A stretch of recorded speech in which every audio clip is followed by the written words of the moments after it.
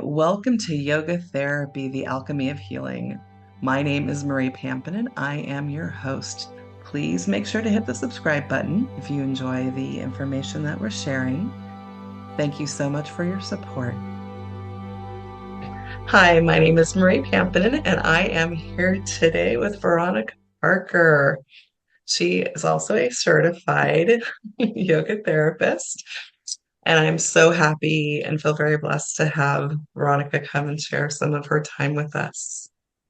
Hi. Hello. Hello. Hi, Marie. Hi, everyone. Thank you for asking me to come be with you today. It is absolutely my pleasure.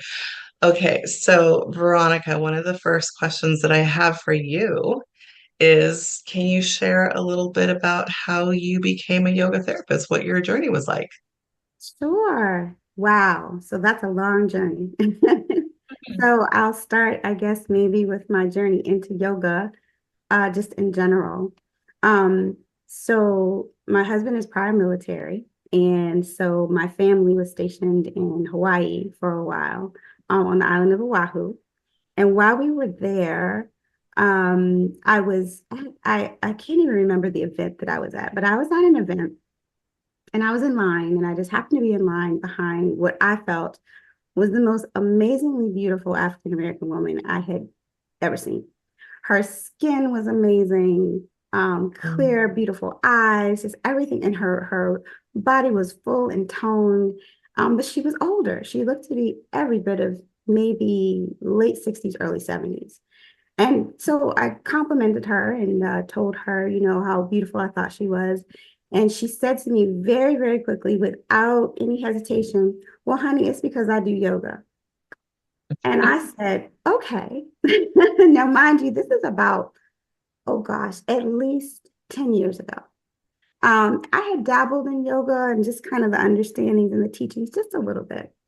But she then directed me to a very specific yoga studio on the island of Oahu. And she said, go take some classes. And when I went into classes at that studio, I absolutely fell in love with yoga in general.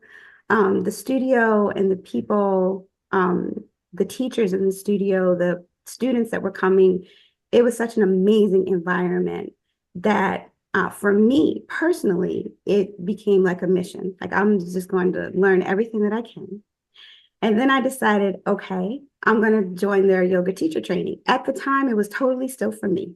I just wanted to know everything that I could. But as I journeyed through that 200-hour yoga teacher training, what I realized was that there were so many pearls of wisdom, health and wellness modalities that are just inherent and built into yoga that this had to be shared. It had to be something that I couldn't just learn for myself. And so I decided I would teach. I left the island of Oahu as, my military family, our time was up. And so I journeyed back to my home state of Maryland to Baltimore. And when I got back to Baltimore, I got into a more advanced training, my 300 hours. So to get my total 500 hours, I found another yoga community here. And I knew that I wanted to do something more with just teaching yoga. That's when I stumbled across, at the time, Maryland University of Integrative Health's yoga therapy program, which was in my backyard right there in Maryland. And so I decided, okay, I'm gonna go see what this yoga therapy thing is all about because it looks like it's combining everything that I want. The therapeutic and health and wellness practices, along with the ancient traditions and teachings. And that's exactly what it did. So I went through that program at MUIH, received my Master's of Science in Yoga Therapy, and here I am today. So a long That's journey to a yoga wonderful. therapist. That is awesome. Now, you have another degree as well. Mhm. Yes. So my younger self, straight out of college, my bachelor's degree was in social work, and then at the University of Maryland, Baltimore County. And then I went straight through and I got my master's in social work. at the University of Maryland School of Social Work in Baltimore City. So yeah, so that's my prior, I always like to say that's where my roots are. My roots are really in social work. And my concentration was mostly with families and children, women and children. But through the course of that whole social work education and career, I kind of ran the gamut of different populations that I worked with. But always focusing on the impact that I could have in terms of mental health and social and emotional health and wellness. Mm, okay. So, with your background in social work and your education in yoga therapy, Mhm. have you been able to bring these two modalities together? And if yes, how and where? Yes. So, um, very creatively, uh, mostly what I've been able to do is bring the healing tradition of yoga therapy, of yoga and yoga therapy to those spaces in Baltimore that otherwise wouldn't have access to it. I think one of the things that's very clear whenever everyone looks at what yoga looks like here in the West is that it's very commercialized. The yoga that you get in your yoga studios can be very commercialized. It can be very packaged and delivered, but to a very specific group of people. And usually those are not the folks who can afford it, or I'm sorry, those are to the folks that can afford it, and the folks that can't don't reap the benefits of it. So the way I've kind of meshed those two worlds together is to do that, is to take Mhm. the practices to the community and to those communities who are not going to be buying a yoga membership, might not even have access or even an understanding of the therapeutic benefits and the healing benefits of yoga. So in that capacity, I've tried to bridge um, how I can bring more therapeutic spaces to communities such as libraries and schools and other Mhm. nonprofit institutions through this integrative practice of yoga therapy. That is wonderful. So, where are you finding that you're actually integrating these programs? Because when we spoke a little bit earlier, you shared some of the places that you are now working. Mhm. And one of these places, I believe, is a cancer center. Is that Yes, correct? yes, correct. So yeah, I'm excited about um, all of the different places that yoga therapy can take you and can Mhm. offer wellness. So I have the great privilege of working with in the research department, the behavioral research department of MD Anderson Cancer Center. It's based in Houston, Texas. But they have a wonderful research program that allows me to facilitate meditative practices with stage 3 or stage 4 cancer patients during their treatment journey. And it's all virtual, which is amazing. I'm not in Houston. So the program itself is wonderful that I'm able to deliver these meditative practices um, Mhm. these cancer patients. And the whole goal of the research is to see if these healing modalities are helpful during the course of treatment, not only to the patient, but to the caretaker and the care partner, which is huge. Oftentimes in that space, a lot of the research is geared towards the patient. And what I love about the program that I'm working in now is twofold. One is that the majority of the research is dyadic, so we're working with patient and care partner, whoever that is. Sometimes that's a spouse, sometimes that's a sibling, sometimes that's a best friend, but whoever that person is that's really involved in supporting the cancer patient, they're reaping the benefits of a meditative practice as well, which is fabulous. And then Wonderful. yes, it is. I'm excited. And then the other thing that's really exciting about that work is that we're just getting off the ground the same model of Mhm. mindfulness-based meditation program, but it's specifically geared towards MD Anderson's Black population. And what it's under the realm of the health disparities program, still in behavioral health. But what we're looking at is there are lots of populations. There's Hispanic population and Black population. There's two programs that are running simultaneously to offer those services to those communities who otherwise maybe are not well represented within the research. That is awesome. So I know that part of our program was that we did do a lot of research-based work. Yeah. Are you finding that what we were seeing in the last 5 years, because that's although our research was, multiple years, but we did Yeah. focus on the last 5 years. Mm-hmm. Are you finding that the research that we covered is in line with what you're seeing now that you're actually physically doing the work yourself? Yeah, yes, absolutely, absolutely.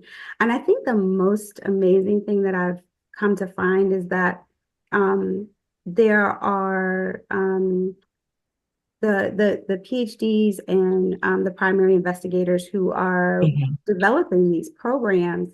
The thing that's really exciting is that it's not even so much about if it can help anymore. It's like that's already a given. Like we already know that now. So the really cool thing now is that we're taking these modalities and saying, okay, so we know they help. Now, how are they best going to help either in this community or in this format? So, for instance, is it going to help this cancer patient more if they're doing this meditative practice with a loved one and a support partner, or in a group setting with other cancer survivors, or cancer patients in treatment, I should say, Okay. or caretakers? Are they better served in this dyadic form of meditation practices and learning those with their the person that they're supporting, or are they better served in a group with other care partners? So it's wonderful that Mhm. we've gotten to the point in the research where it's not even does it help? It's we know it helps. Now, how can we tweak it and find out how it can help other communities and in other ways? So I'm really, really excited. Yes, everything we've learned is there. It's all there in the research. This is so exciting. Yeah. I'm really happy to hear that, and I'm happy to see that you're a part of it and can help to bring some of the research over and share. Because Yeah. this is some big stuff that we saw, but Hmm. I think that to actually live it, Yeah.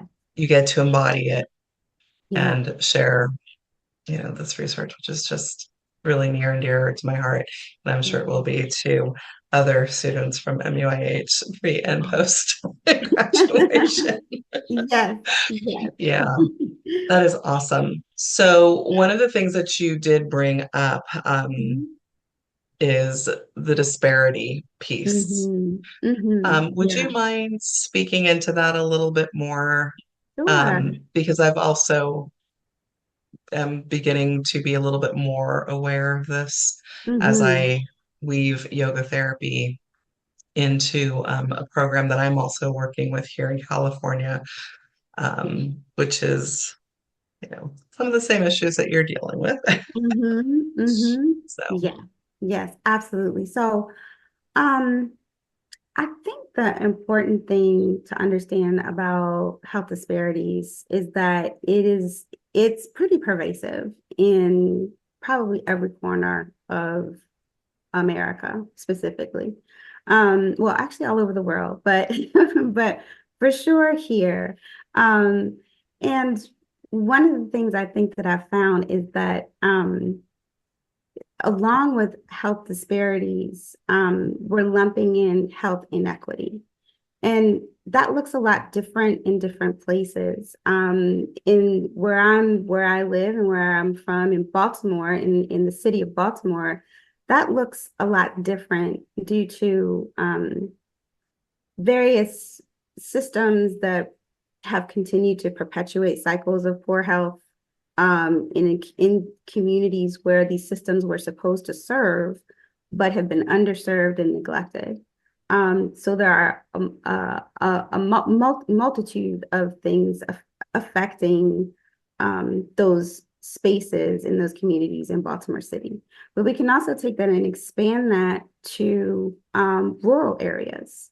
So significant health disparities in rural areas as well, because there isn't that access, there isn't that maybe knowledge, or just there are no services there that are helping to address some of those things that are impeding people's ability to have access to better healthcare, specifically within the mental health realm, I think most recently. Um, Mhm. and there's a lot of barriers there uh, that, again, come from a multitude of places. Sometimes they're systemic, sometimes it's environmental. Yeah. So there's just a whole lot of things that feed into, um, I would say, the growing number of health disparities that are plaguing large parts of America, I would say in general. Yeah. Mhm. Mm-hmm. What one of the things that I've recently have been working with is cultural humility in the mental health care Mm-hmm. worker. And I'm really fascinated and enjoying very much being a part of a bigger community where we are discussing cultural humility and understanding that this is Mm-hmm. a lifelong process. We don't need to learn everything about everyone today, Right. but coming in and having an open mind and understanding the differences in the different cultures and how we can best serve others. Mm-hmm. Um, this has been an avenue that I think has probably been pushing more people towards the healing and understanding of other and Yes. not having that division of you're different, so I'm not going to give you any attention. Mm-hmm. So I'm really excited to hear that you're also, in that same world of creating, cultural humility and helping to Mm-hmm. hopefully, do some healing, some Yes. deep healing. Yeah. Yes. So, Absolutely. I think what a better modality to do that in than yoga therapy. If yes. if Mhm. you're a a true student of yoga and not just yoga classes, but the entirety of what yoga encompasses, um, it really is very powerful what what yoga therapy can do in realms of healing in many capacities.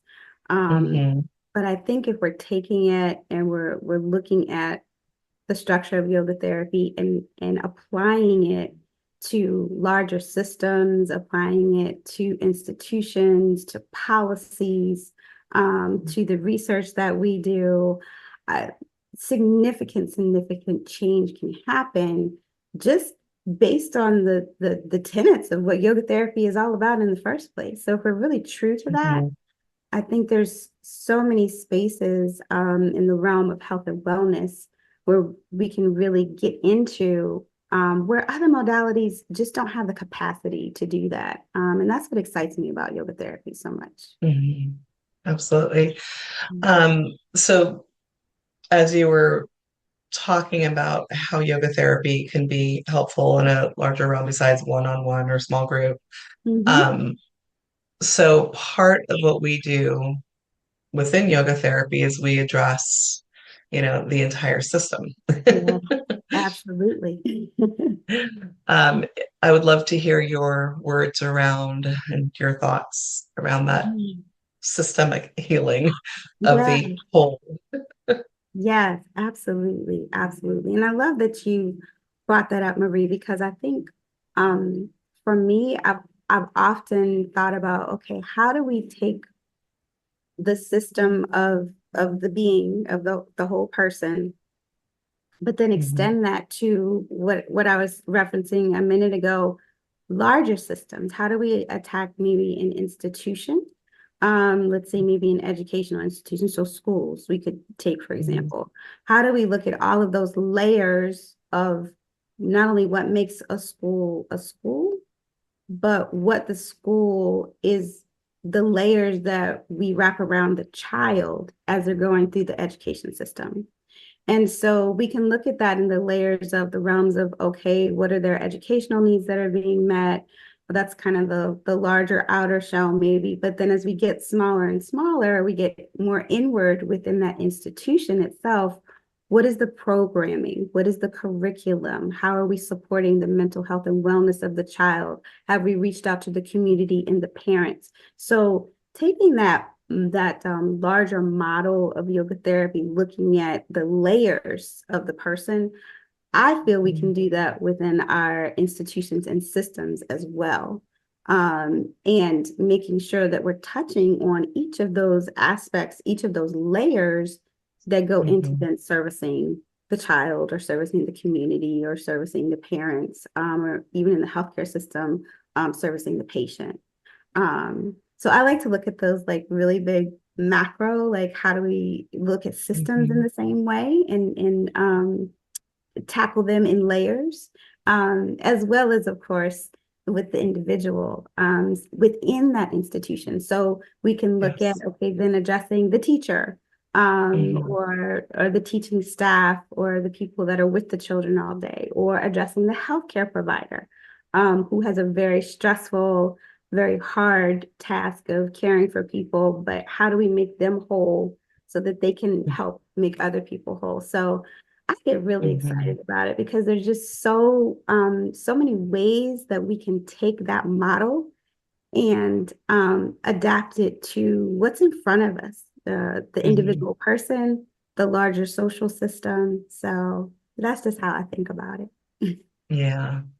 One of the programs that I'm working with right now, they have opened up a new home where they're transitioning incarcerated uh, people that have dealt with addiction issues and moving them into transitional housing Hmm. where they will be doing integrative work.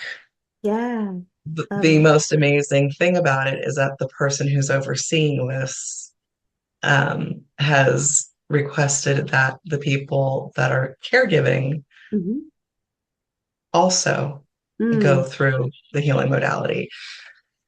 Um, this to me really speaks to how, on a grander level, Hmm. we can really look at the whole. Mm. Because when you have the person who's caregiving and the person who is seen as the client, the patient, right?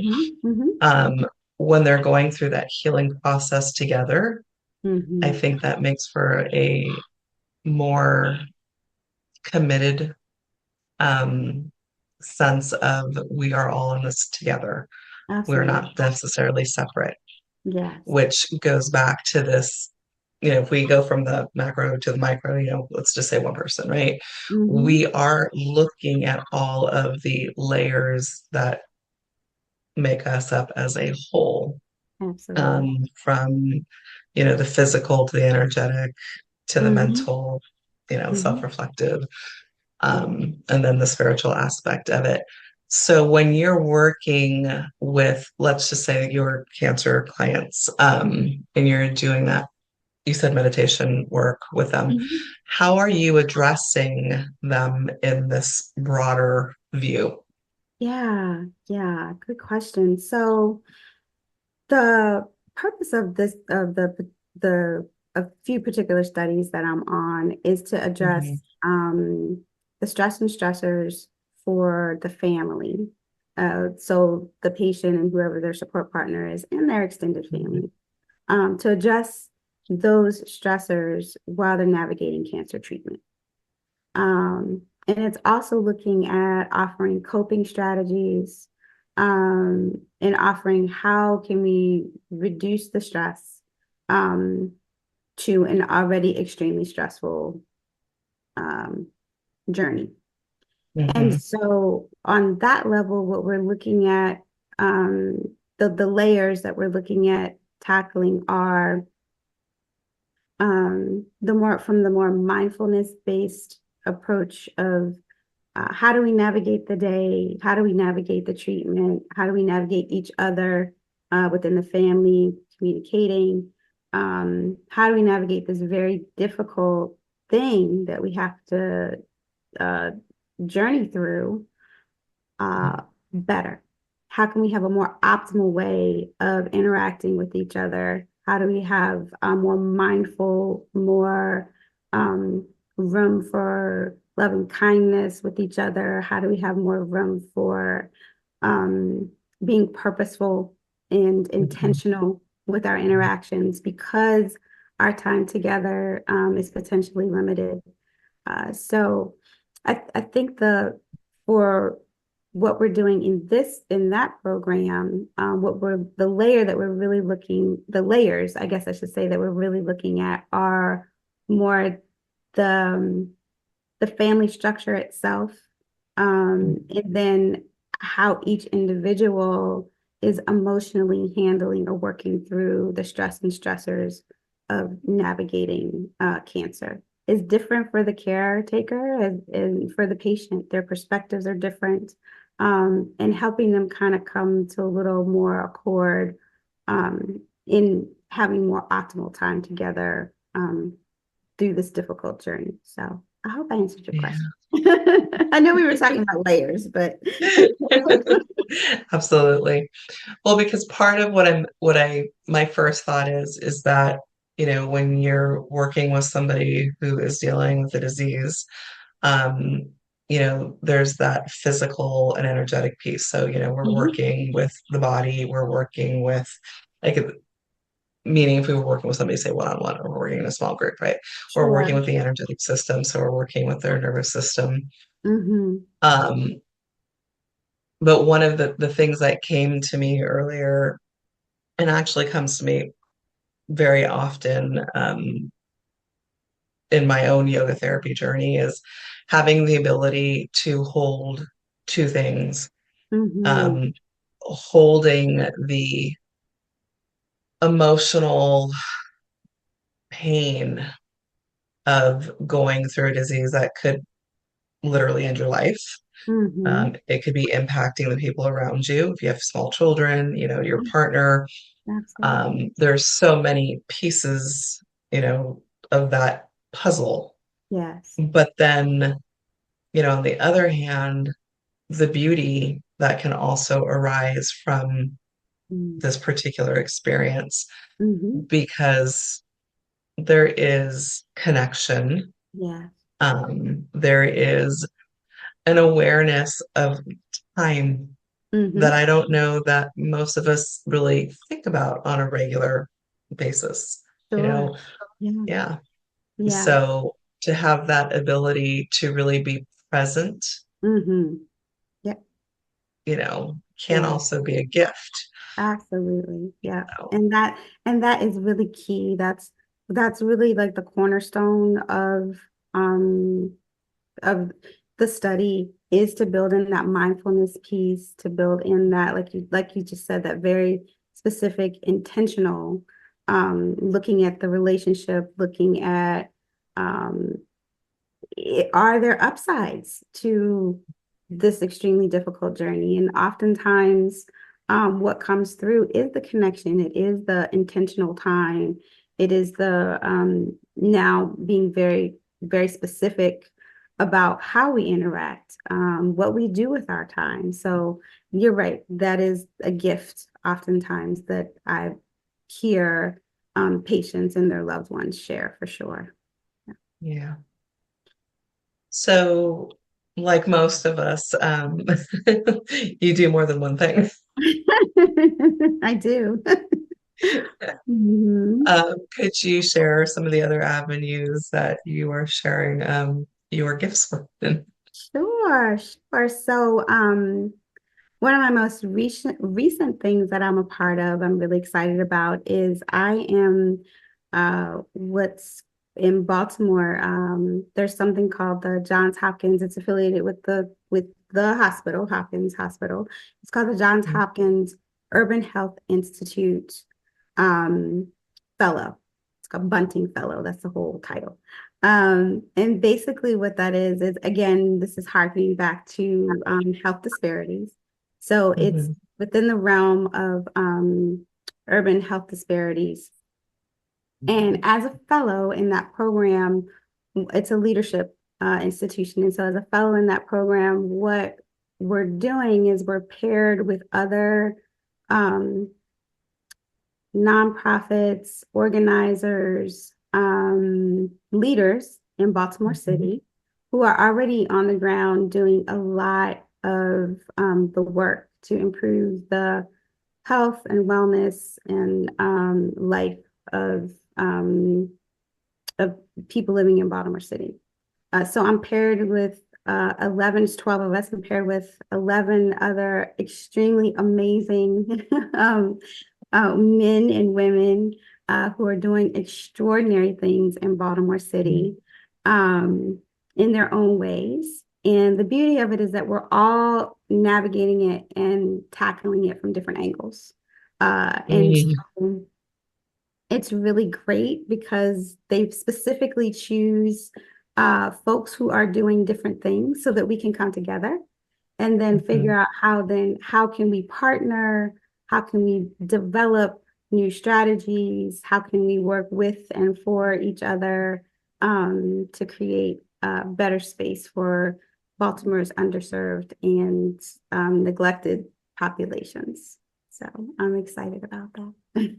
That I have to tell you, I got a little emotional there because what you just said, how I processed it was this is a integrative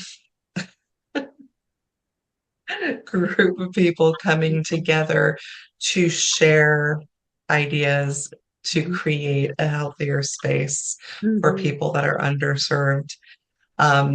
My experience has been that that has not been the case historically, that mhm, people not groups of mhm, different educational groups of mhm.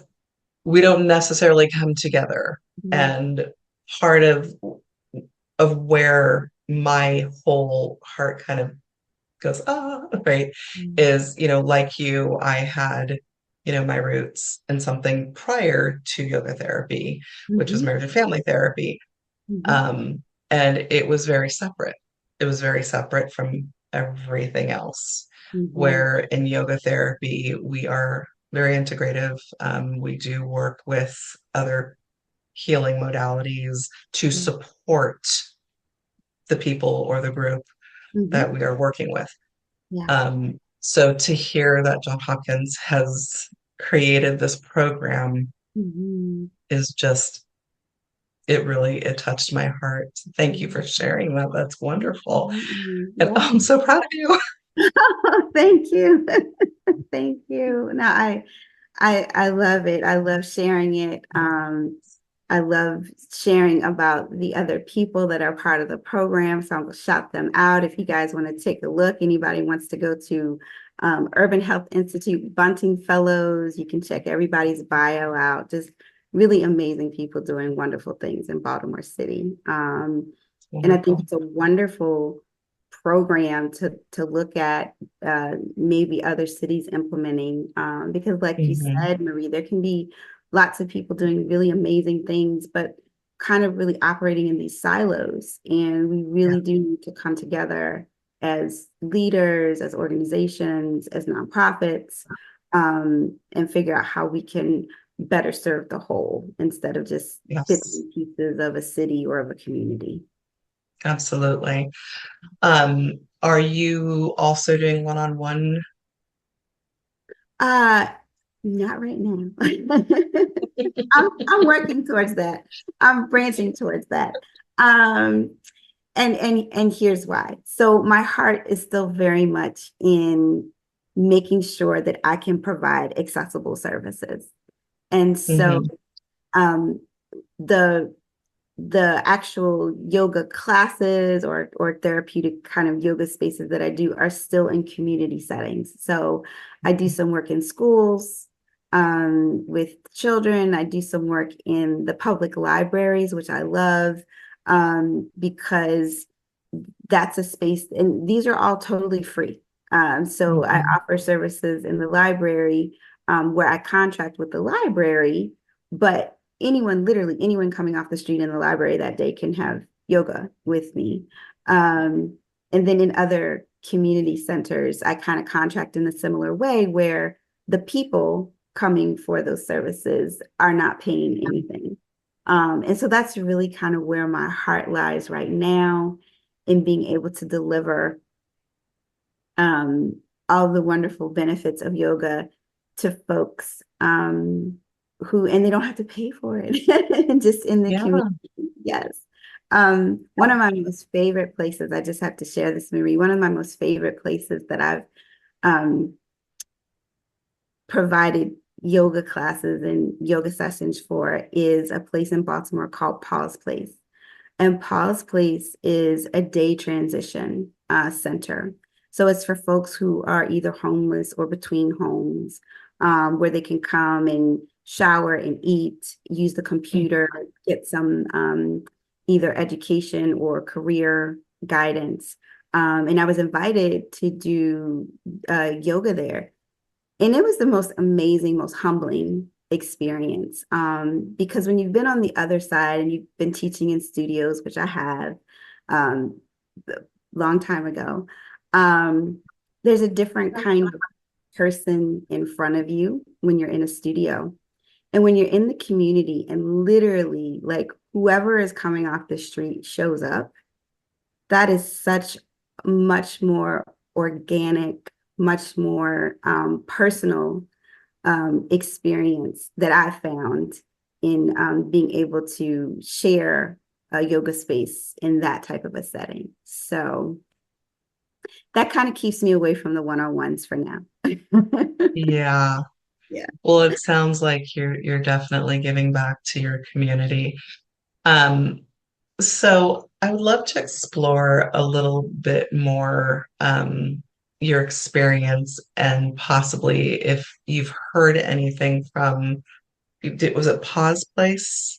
Paul's Place. Paul's Yeah, Place. Paul's Place. Mhm. Um, Paul's Place, if any of the people taking your classes, if they've shared anything with you, and if you could Mhm. share that with us, because I know that there are programs that do implement, yoga. And Mhm. again, you know, in the underserved populations, yoga may not be something that people are open to because they don't know what Mhm. it is. And Exactly. the vision of it, they might be seeing, as they walk by a studio and it looks like something different from what they experience on the daily life, right? Yes. Or in the daily life, I should say. So if you could share a little bit, that would be wonderful. Sure, absolutely. So yes, I think that the the experience of if you're serving in the community in this capacity, I think that the experience that the community member will have is largely dependent on the awareness of the yoga therapist. Mhm, And what I mean by that is that um, because yoga therapy is so adaptive, again, if we're going into these spaces as a yoga therapist and not as a yoga teacher, we're very mhm, clear and we have the understanding that what is before us, whoever is before us is who we adapt to and how we adapt. And so in that space, it looks completely different than if I were to do a studio session. And so I find a way of connecting with the people who are in front of me. And mhm, in that capacity, what I hear, what I've heard back is just, things that seem very basic, probably to maybe an avid yoga goer, mhm, but like studio-based yoga. But for me, with the perspective of this person, like you said, probably has no idea. They've never even thought about doing this before, or they've they've seen it and said, that is not for me, or what is that? But to hear feedback like, I feel so much better. I didn't know my body could do that. My whatever feels great. I had no idea I could focus on my breath, or I didn't know my breath did that. So those things that might sound really like, um, I don't know, small to folks who are just kind of in the yoga world in general, in different spaces, are huge. When you just know that someone you just met, just came off the street, you just had maybe 30 minutes with, leave with a smile or just a little bit of lift or something, you see that there's been a shift in energy. Mhm. Sometimes that's not um sometimes there's maybe not words given to it, but you just know it and you sense it. And so that just feels wonderful in and of itself when I'm in that space. Yeah, And I'm assuming that some of the people that are leaving and you see that shift may not have the words for it because they may not really understand the absolutely. process of what just happened. Yep. So many of us work with, dysfunctional systems and Mm-hmm. trying to get, Mm-hmm. people to regulate or help Yes. people to regulate their nervous system. So I would imagine that there are many people who walk out going, what was that? And Right. why did it make a difference? And, Yeah. can I repeat that? Right? Mm-hmm. Yes, absolutely. Yes. And it's Mm-hmm. often the very story that brings people to yoga therapy and their long journeys. Um, I know in a few of the podcasts we've talked about what it takes to become a yoga therapist, but Mm-hmm. I'll just really quickly go over this again. We have to have the 200 hour, then the 500 or the 300, then the 500, Mm-hmm. depending on which program you go for. And then there's the experience that you need in order to come into a master's of Mm-hmm. science program, or any other yoga therapy program. It's years and years, but so often the journey for us is we went into a class and we came out going, wow, Yeah. that feels so good. What was that? Absolutely. Absolutely. Yes. Yes, Yeah, for sure. Yeah.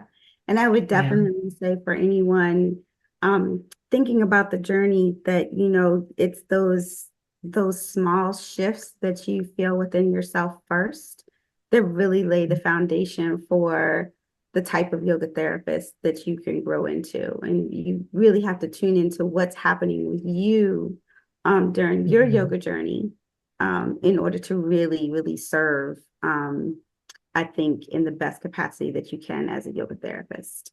Yeah. And we do a lot of deep work on our own because that is just the nature of yoga and Mhm. yoga, becoming a yoga therapist. So, the Yeah. nature of yoga is to reflect, Hmm. Hmm. and to dig a little bit deeper than just the actual pose. And I know that, for us, because we are speaking specifically to yoga therapy, I do want to definitely say that, in the world of yoga, when you have a yoga practitioner who is teaching yoga, often one who has the education um, behind the philosophy of Hmm. yoga will incorporate more than just the yoga pose itself, you Absolutely. know. Absolutely. So I do want to, put that out there that there are many practitioners that are also doing a lot of healing work in Mm-hmm. a group setting, Mm-hmm. by incorporating breath work, Mm-hmm. by incorporating meditation. And this is, something if you're not willing to come into the yoga therapy, Absolutely. world yet, because you're like, what is that? Yeah. Joining a yoga class where, it's a well-rounded yoga class, you might start to find some of those more subtle pieces that help to create a healing space. Mhm. than more than just the physical Yeah. aspect of what we do in our what we call asana poses. Yeah, So, absolutely, absolutely. And I just have to say, I think it's really important to Marie to especially for someone like me who I was really blessed in this whole journey that the original teachers that I had, the original teachers I had in open space yoga, I'm going to shout them out in Hawaii, and Baltimore Yoga Village here in Baltimore. Those teachers, although we're not, yoga therapy is a new and emerging field, they were yoga therapists. They were mhm, steeped in the knowledge and the philosophy and the tradition and the understanding of yoga as a healing modality. And so, I encourage people who might want to start this journey to find a space where that is happening. Not that you're just getting absolutely. your 200-hour training, but that the Mhm. teachers, the community of the yoga place that you're going to, that it really embodies the true tenets of yoga. Because Mhm. that is where the real education happens. That's where the real journey happens. And then I think that the yoga therapy, the certification as a yoga therapist is really just the icing on the cake. That's just more of a refinement. But I would be remiss if I didn't shout out all of the people in my past who are my teachers who are Mhm. not yoga therapists by title, but absolutely Mhm. 100% are embodying and living the life of a yoga therapist because they're true to the roots of the real yoga tradition as a healing Yes. modality. And that is definitely something that I have spoken into, and I'll do that again today, is that there is the traditional yoga therapist who does Mhm. the hours as well. Our program is a master's in science. It is a science research based Mhm. program that Mhm. was, my understanding was designed to be able to incorporate it into the Western medical Absolutely. field. Yeah. So very, very different in terms of, the approach. Mhm. However, both have a space. Mhm. I primarily have been interviewing people that, do have the master's in science that Mhm. are more in the field of Western, the Western medical field, because I think it's important for the general population to know that there are moves happening to incorporate an integrative healing modality. Yes. Um, Yes. you know, and Mhm. as you have shared, you are doing that. Sorry, I have this, the sun is like trying to peek in through my, All good. All good. yeah. So I Yeah. know that in Maryland, you are 3 hours ahead of me. Yes. So, Yes. the sun has gone down for you. The sun is setting here right to my eyes. And a nice glow. Well, it's the yoga glow. It's the That's yoga glow. right. That's right. Um, I I do feel very blessed to have you here sharing all of the things that you're doing in yoga therapy, um, and especially in the areas that you are doing. And I'd love to have you back, and Mhm. discuss some more how things are progressing and what you are seeing and the work that you are doing, because it is important work. And Mhm. my heart just, it brings so much joy to my own heart. Where can people find you? So, I don't have a really big presence on social media. So, I'm actually looking here, and it's terrible. I should know this already offhand. I am on LinkedIn. That's probably the best place to find it. Okay. And the LinkedIn. information also will be in the show notes. So if you just want Okay, to, great. Great. yeah. Yes, yes. So I'm definitely LinkedIn, and it's awful, but I think you can just my name, Veronica Parker. So just a little disclosure here, y'all. my sons, I have four boys, all in their 20s. So they are my lifeline for anything technical, anything, web-based. So they kind of tend to hook me up with some of that. But yeah, so for now, find me on LinkedIn. And then also, Marie, please feel free to share my email. I will get in contact with people that way as well. Wonderful. Website in the works. It's something that I'm working towards, and a few other kind of things that I'm looking to build. So if you check me out on LinkedIn, though, as those things come along, I will add them there. It's wonderful. Thank you. And I also just want to put a little shout out that you have some amazing children, Oh, thank absolutely you. amazing children. So Thank you. good Thank mama. you. Thank you so much for joining me today. I really appreciate it. I would love to have you back, like I said. Yeah. But until then, people will be able to find you through the show notes and I, keep on doing the amazing work that you're doing. I Thank will. you I so will. much. Thank you, Marie. Do you mind if I have a plug for a few books for You folks know to what? look No, into? that would be absolutely wonderful. That would be wonderful. All right. And I can share these with you. So this is Yoga in Yes. the Black Community. Is it backwards? No, Okay, well, Yoga I in mean, the it Black isn't to me. Community. Okay, good, good, good. This is a wonderful one. And this is actually by one of our former teachers, Dr. Marilyn Pepper Citizens, Yes. which is great. And then I also have Restorative Yoga, which is there, Mhm. for ethnic and That's an racial amazing book. trauma. Yes, Dr. Hmm. Gail Parker. And last but not least, one of my favorites, which is new, it's this, where are we? Black women's yoga history, which is amazing, amazing find. I didn't even really know a lot about. So those are my three books for folks who might be interested in a different view in yoga therapy, especially as it relates to the Black community. So Yes, absolutely. Thank you so much for sharing that. And yes, if you can please pass those on, I will put those in the show notes. awesome. And again, thank you so much. Thank you, Marie. I appreciate you. Thank you so much. Thank you for joining us today. If you would like to support this content, hit the like button, subscribe, or leave a comment. Thank you so much for joining us. Have a fabulous day.